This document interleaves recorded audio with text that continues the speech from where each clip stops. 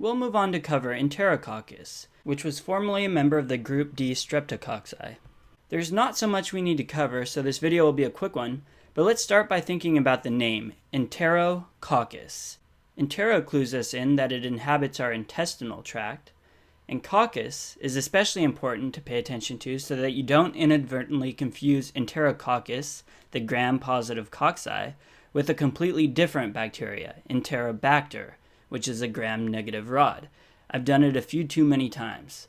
So to make sure that you don't confuse the two, we'll base the whole scene around coccus and title it Protest at the Caucus. A little play on words there.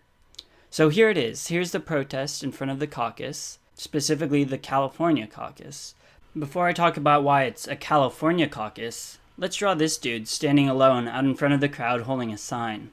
There are two species in the Enterococcus genus that we should know. There's E. faecalis and E. faecium. Faecalis is represented by the mass of people underneath the California caucus sign.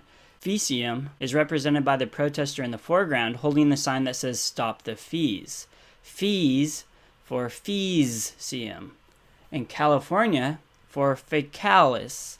Since there are so many more people in faecalis and fewer people in faecium, you'll remember that faecalis is more common.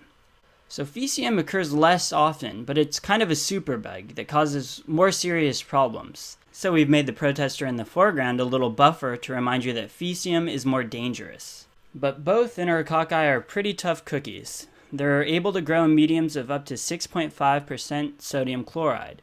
To represent this, we'll play on the whole resist the 1% Wall Street protests, but write resist the 6.5% Northern California, again meaning it can grow in 6.5% sodium chloride.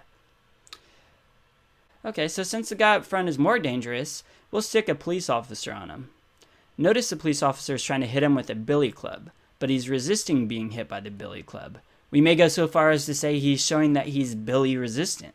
As you may have guessed, we're trying to communicate that Enterococcus is bile resistant. And just to make this doubly clear, we'll add the bile resistant boots that strep viridans had in our previous video. Now we're at my favorite part of the sketch because I think it's ridiculously clever. We're going to cover 3 of the main infections of Enterococcus in one symbol.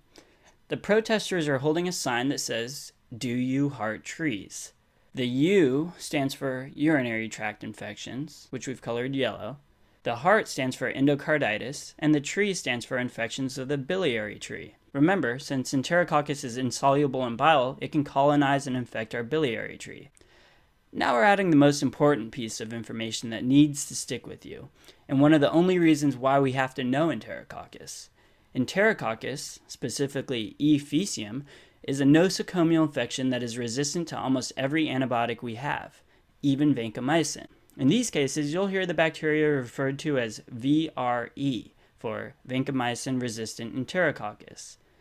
To show this, we'll draw our vancomycin van, a police van, and show one of our E. faecium buff dudes resisting being thrown in the van, or vancomycin-resistant. So then what do you go for if you can't use a beta-lactam or a vancomycin to treat VRE? Well, you can use this. Yeah, this line, in police line. Well, line stands for linezolid, a very expensive big gun IV antibiotic.